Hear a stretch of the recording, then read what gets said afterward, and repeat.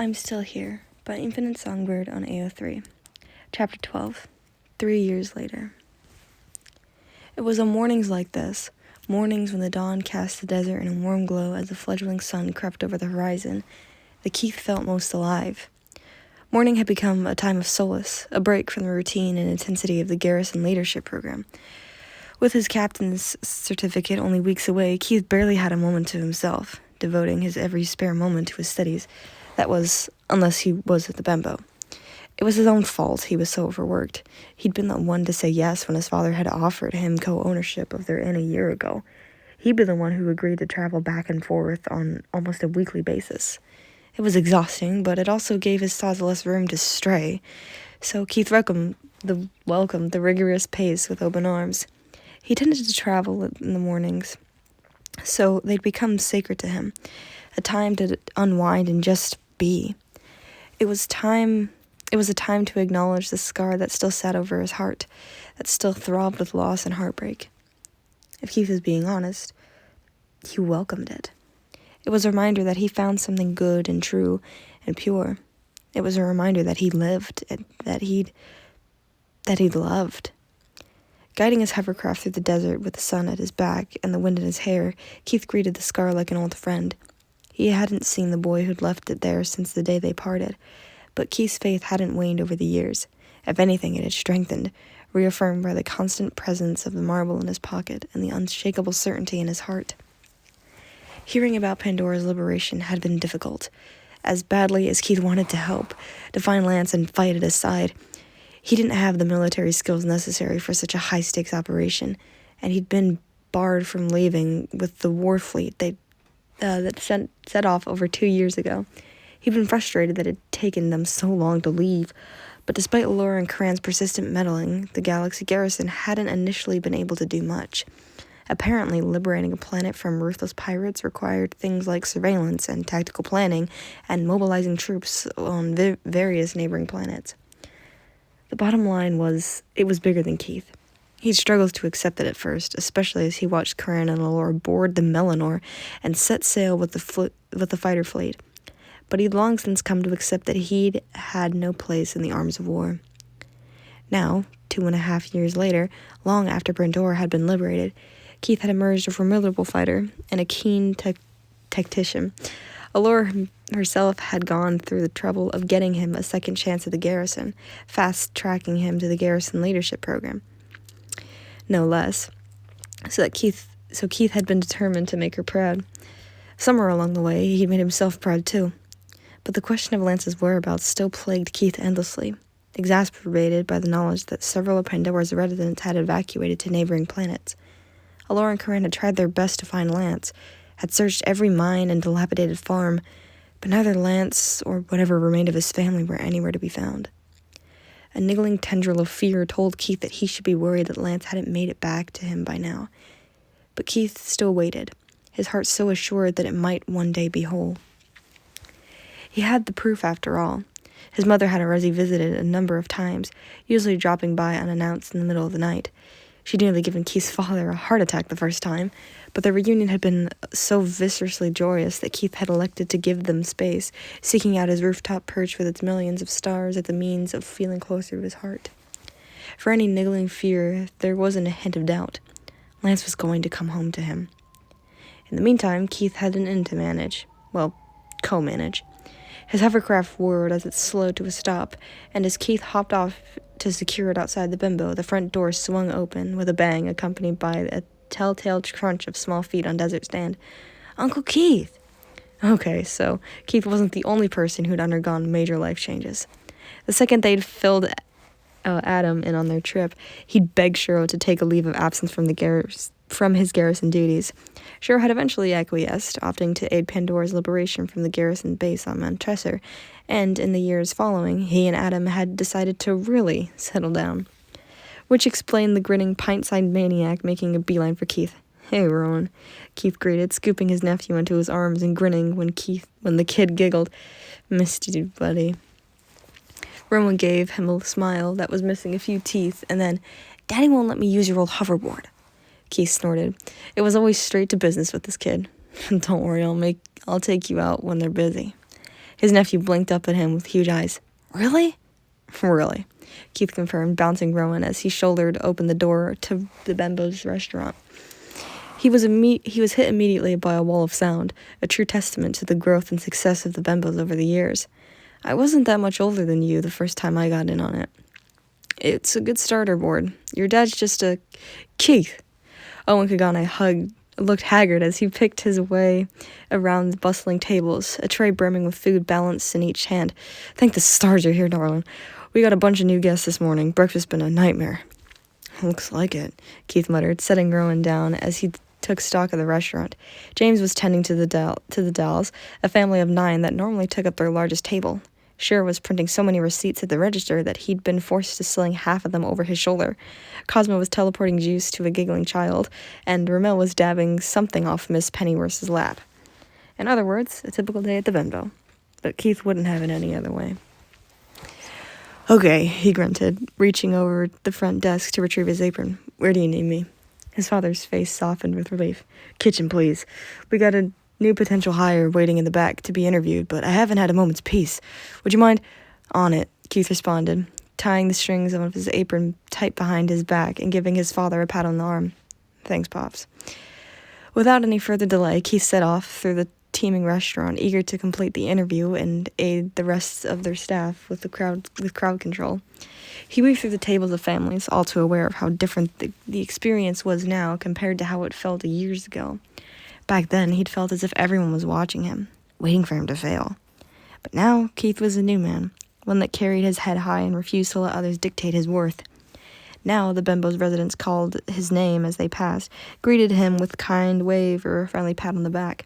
He made a special effort to learn their names, though the only ones that escaped him were those of the newer residents. There was a family Keith did not recognize, seated near the kitchen, a family big enough that they'd outseated the Dalls from their status as Benbow's largest residential family. Where the restaurant's atmosphere was warm and cordial, this family had adopted a more somber tone, huddled together as they held their hands and whispered. As he passed them, a pair of striking blue eyes met his, a woman close in age to Keith's father. When Keith smiled at her, her eyes widened, deepening the lines across her forehead until under a shock of gray hair.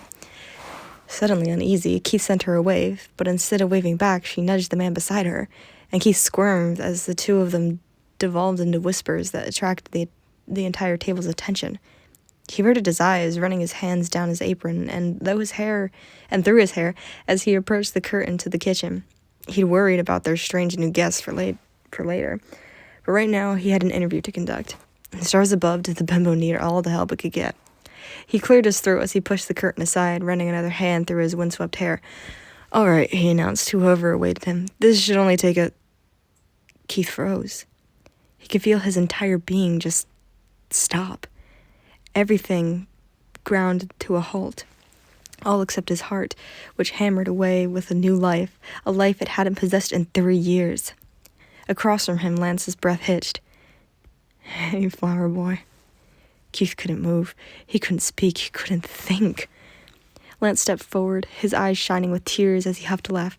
"I'm sorry. I know this is sudden. I just wanted it to be a surprise." Still, Keith could do no more than gape at him, tears pricking at his own eyes as his breathing turned shallow. "We moved in," Lance explained, as if Keith's entire world hadn't been rocked in the span of a second. "Me and my family. I wanted to come and find you sooner, but after Pandora, we couldn't afford to travel all the way across the galaxy, so we all worked and saved up, and here we are. Permanent residents of the Benbows." Keith's mouth opened as he tried to remember how to speak. "Anyways, swallowing, Lance fidgeted with his shirt, clearly unnerved by his silence.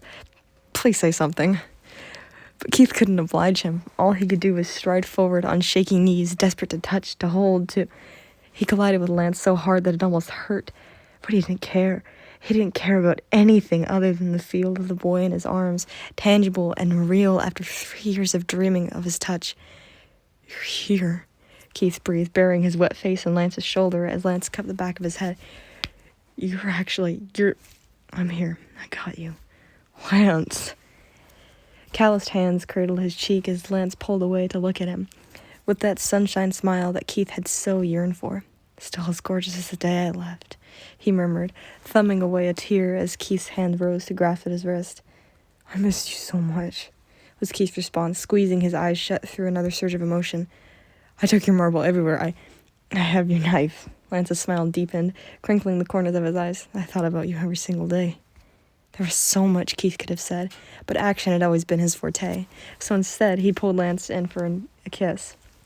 Out of all the kisses the two of them had shared, this would be the one that Keith would dream of for years to come, the one that would remind him of the indescribable joy of young love, even when he and Lance were old and gray.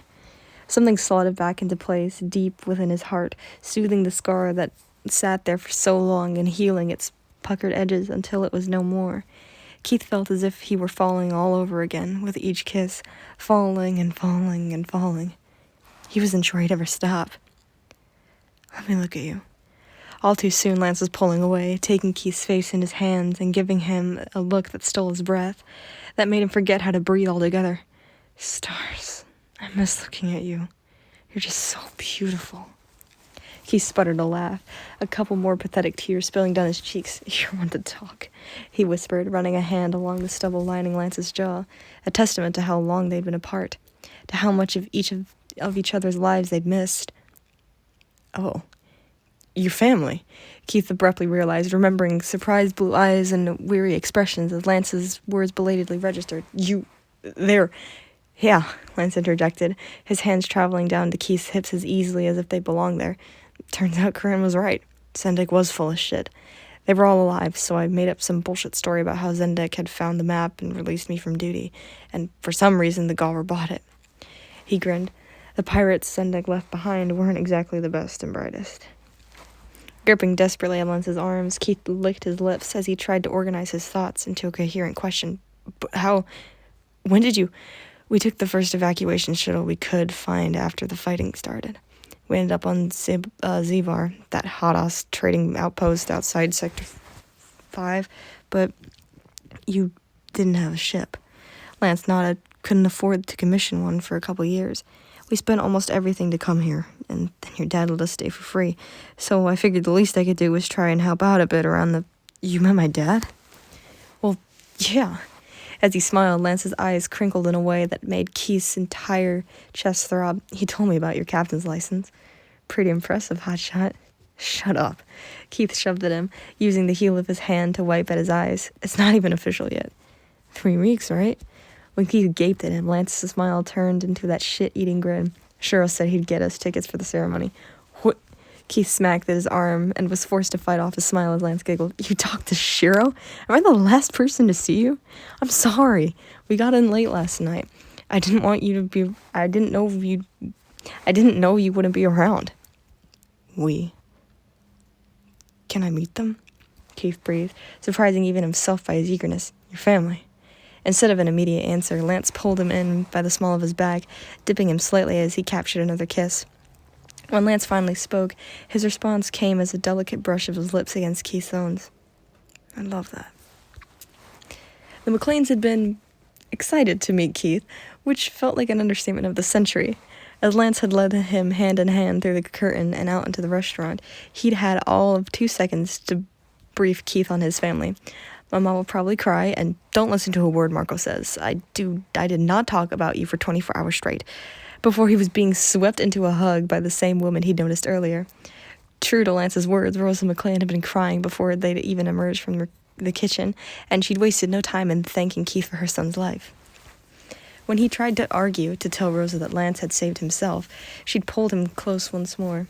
"He saved himself," she whispered, running fingers through his hair. "But you made him want to live."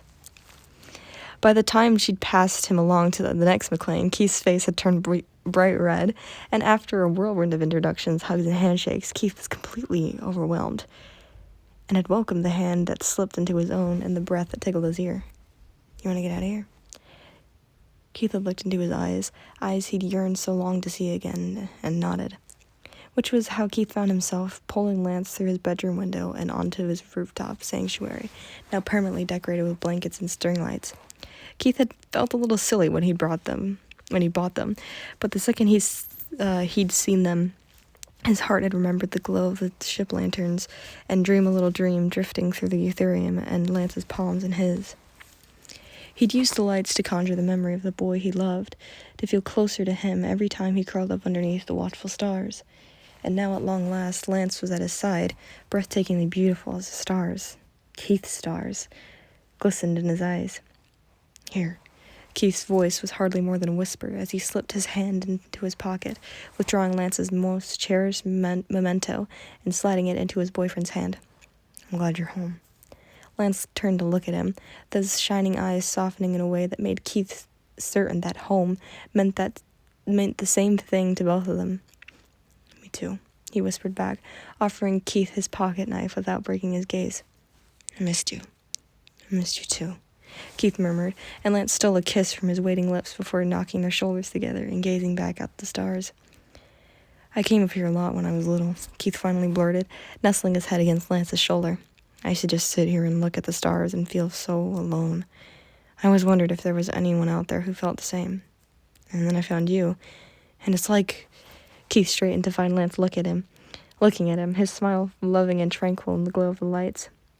Everything finally makes sense, Keith croaked, bringing Lance's hand to his mouth for a kiss. We make sense. For a moment, Lance said nothing, merely stuck on Keith's gaze. And Keith almost thought Lance was going to kiss him, when he instead reached into his pocket, withdrawing something small and golden between his fingers that looked suspiciously like... Keith's breath hitched as his next word left him, as a euphoric sob.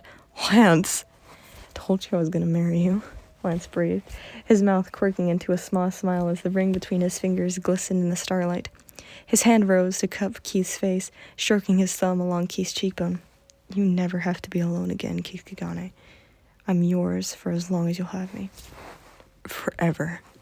It was the only word Keith could manage as he grasped Lance's face between his own and kissed him, unsure what to call the pressure building within his chest. Euphoria didn't seem right, neither did elation or joy. Love? The word fell altogether short.